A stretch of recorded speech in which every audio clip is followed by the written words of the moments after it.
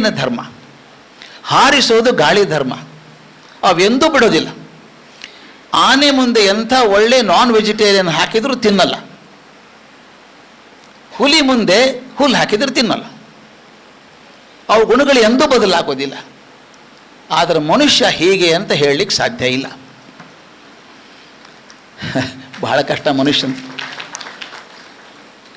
ರಾವಣನು ದಶಶಿರವದೇಂ ನರನು ಶತಶಿರನು.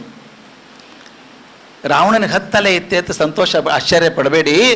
ಮನುಷ್ಯನಿಗೆ ಶತಶಿರನು 100 ತಲೆ ಇದ್ದಾವೆ.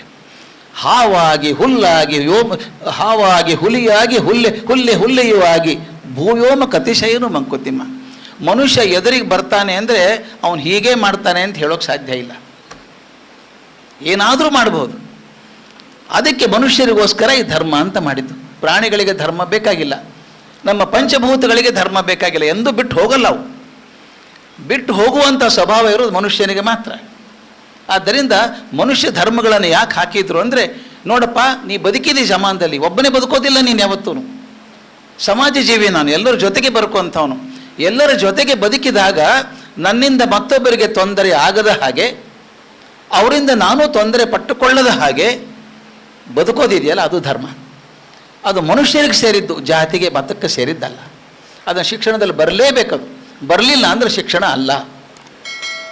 SEP ಆಗ್ಬೋದು, NEP ಆಗ್ಬೋದು, WEP ಆಗ್ಬೋದು, ಯಾವ್ಯಾವ್ದು ಅವು ಸರ್ಕಾರಗಳು ಬದಲಿ ಆದಂಗೆ ಆಗ್ತಿರ್ತಾವೆ. ಅವೆಲ್ಲ ಸರ್ಕ್ಯುಲರ್ ಆರ್ಡರ್ಸ್ ಇದ್ದಂಗೆ ಅವು. ಅದಕ್ಕೆ ಅರ್ಥನೇ ಇಲ್ಲ. ನಾನು ಹೇಳೋದು ಒಂದು ಮಾತು ಹೇಳಿಬಿಡ್ತೀನಿ ಕ್ವಿಕ್ಕಾಗಿ. ನೀವು ಪ್ರವಾಸಕ್ಕೆ ಹೋದರೆ 15 ದಿವಸ ಊರಿಗೆ ಹೋಗಬೇಕು ಅಂತ ಇಟ್ಕೊಳ್ಳಿ. ಸೂಟ್ಕೇಸ್ ಪ್ಯಾಕ್ ಮಾಡ್ತೀರಿ. ಸೂಟ್ಕೇಸ್ದಾಗ ಯಾವ ಥರದ ಬಟ್ಟೆ ಹಾಕ್ಕೋತೀರಿ ಅನ್ನೋದು ನೀವು ಎಲ್ಲಿ ಹೋಗ್ತೀರಿ ಅನ್ನೋದ್ರ ಮೇಲೆ.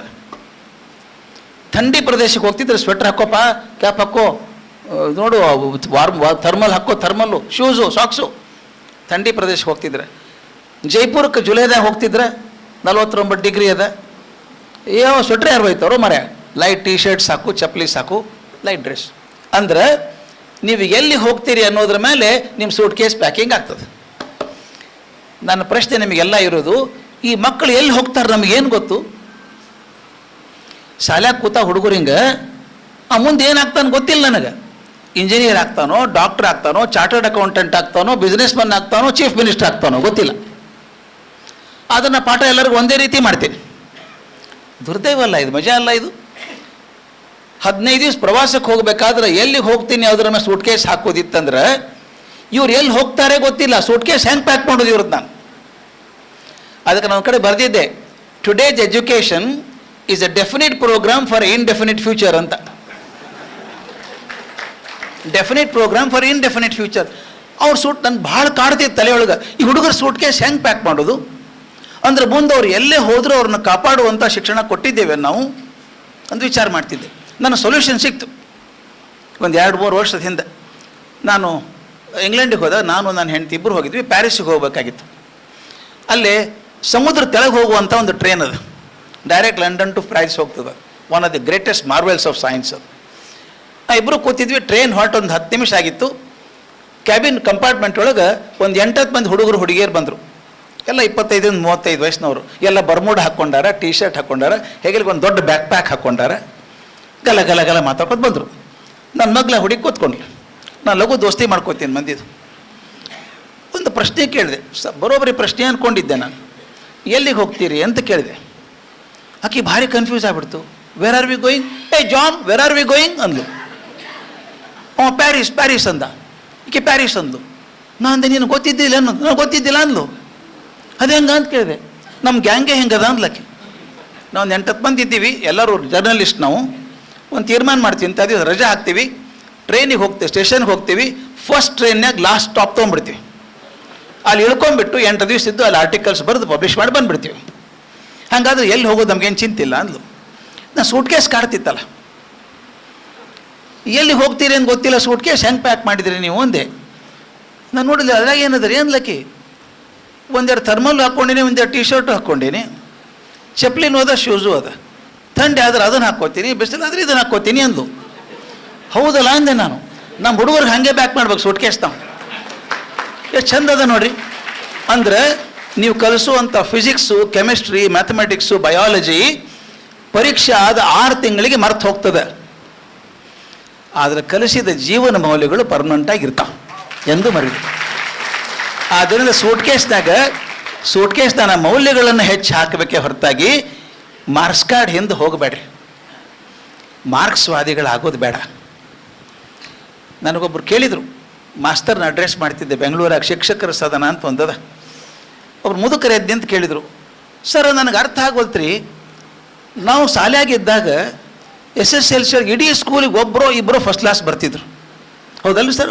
ಇಬ್ಬರೇ ಭಾಳ ಶಾಣೆ ಫಸ್ಟ್ ಕ್ಲಾಸ್ ಬಂದಾನವ ಅಂತಿದ್ರು, ತೋರ್ಸಿ ಹೇಳ್ತಿದ್ರು. ಈಗ ಯಾರು ಕೇಳಿದ್ರು 95 ಮೇಲೆ ಅಂತಾರಲ್ರಿ ಸರ್. ನಾವೇ ದಾಡ್ಡಿದ್ದೀವೋ ಏನು ಹುಡುಗರು ಶಾಣೆ ಆಗ್ಯಾವ್ರಿ ಅಂತ ಕೇಳಿದ್ರು. ಅದೇನಿಲ್ಲರಿ, ಅದು ಸ್ಕೀಮ್ ಆಫ್ ವ್ಯಾಲ್ಯೂಯೇಷನ್ ಅಂತ ಇರ್ತಕ್ಕೆ ಆಗ್ತದೆ ಅಂದ್ರೆ. ಅದೇನು ಸರ್ ಅಂದರು. ನಾನು ಹೇಳ್ತೀನಿ ನೋಡ್ರಿ, ಒಂದು ಹೈಪೋಥೆಟಿಕಲ್ ಎಕ್ಸಾಂಪಲ್ ಕೊಡ್ತೀನಿ.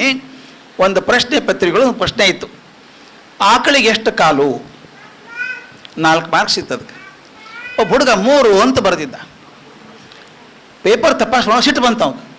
ಏನು ರೀ ಸರ್ ಇವಾಗ ಚೀಫ್ಗೆ ಹೇಳ್ದ, ಆಕಳ ಕಾಲು ಗೊತ್ತಿಲ್ಲ ಅವಾಗ, 0 ಹಾಕ್ಬಿಡ್ಲೇನ್ರಿ ಅಂದ. ಅವ್ನು ಇಲ್ಲ ಹಾಕಂಗಿಲ್ಲ ಅಂದ. ಎಷ್ಟು ಕಾಲವ? 4. ಮಾರ್ಕ್ಸ್ ಎಷ್ಟು? 4. ಕಾಲಿಗೆ 1 ಮಾರ್ಕ್ಸ್. ಹೌದಲ್ಲ? ಅವ ಕಾಲೇ ಇಲ್ಲ ಅಂದ್ರೆ ನೀವು 0 ಹಾಕಬೇಕು. 3 ಅಂತ ಬರ್ದಲ್ಲ, 3 ಮಾರ್ಕ್ಸ್ ಕೊಡ್ರಿ ಅವನು. For a stupid answer you get 75% marks. ನಾನು ಅಂಡರ್ ರೇಟ್ ಮಾಡ್ಲಿಕ್ಕೆ ಹತ್ತಿಲ್ಲ, ಇದು ಆದದ್ದನ್ನು ಹೇಳ್ತೀನಿ. ಹೋದ ವರ್ಷ ಪರೀಕ್ಷೆದಾಗ ಆದದ್ದು 4 ಮಾರ್ಕ್ಸಿನ ಪ್ರಶ್ನೆ. Draw the picture of heart and label the parts.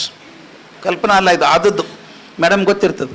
Draw the picture of heart and label the parts. ಒಬ್ಬ ಹುಡುಗ ಕಿಡ್ನಿ ತೆಗೆದಾನ, ಮತ್ತು ಬರೆದದ್ದು ಲೆಫ್ಟ್ ವೆಂಟ್ರಿಕಲ್ ರೈಟ್ ವೆಂಟ್ರಿಕಲ್ ಎಲ್ಲ ಬರ್ದಾನೆ. ಆ ಪೇಪರ್ ತಪಾಸ್ ತಲೆ ಕೆಟ್ಟು ಹೋಗ್ತಾವಾಗ. ಏನು ಮಾಡ್ರಿ ಏನು ಕೇಳ್ದ ಚೀಫ್ಗೆ, ಅವ್ನು ತಲೆ ಕೆಡಿಸ್ಕೋಬೇಡ. ನಾವು ಚಿತ್ರಕ್ಕೆ 2 ಮಾರ್ಕ್ಸ್ ಅವ, ಲೇಬಲಿಗೆ 2 ಮಾರ್ಕ್ಸ್ ಅವ. ಅವ್ನು ಚಿತ್ರ ಏನಾಗಿ ತಗೊಂಡು ಹೋಗಲ್ಲಕ್ಕ, ವೆಂಟ್ರಿಕಲ್ ಬರ್ದಾನಿಲ್ಲೋ 2 ಮಾರ್ಕ್ಸ್ ಕೊಡೋ. ಹೀಗಾಗಿ ಆ 95% ನಾನು ಭಾಳ ಕನ್ಸೆಷನ್ ಕೊಡ್ತೀನಿ. ಅಂದ್ರೆ ಬರೆದು ತಪ್ಪಂತಲ್ಲ, I congratulate those children also. ಆದ್ರೆ ಅದರ ಹಿಂದೆ ಹೋಗಬೇಡ್ರಿ. ಆ ಮಾರ್ಕ್ಸ್ ಜೋಡಿ ಯಾವ ನಡವಳಿಕೆ ಕಲ್ತದ ಮಗು, ಮನ್ಯಾಗ ಬಂದವ್ರ ಜೋಡಿ 4 ಮಾತಾಡ್ತದ ಇಲ್ಲೋ, ಒಂದು ಗೌರವದಿಂದ ಮತ್ತೊಬ್ಬರಿಗೆ ನಮಸ್ಕಾರ ಮಾಡ್ತದ ಇಲ್ಲೋ, ವಿನಯ ಅದನ ಇಲ್ಲೋ, ಮಾರ್ಕ್ಸ್ ಬಂದದಕ್ಕೆ ಸೊಕ್ಕ ಬಂತೋ ಹೇಗೆ, ಅದನ್ನು ದಯವಿಟ್ಟು ಗಮನಿಸ್ರಿ. ಅದು ಸೂಟ್ ಕೇಸ್ನಾಗ ಹಾಕಬೇಕಾದಂಥ ವಸ್ತು, ಅದು ಧರ್ಮ.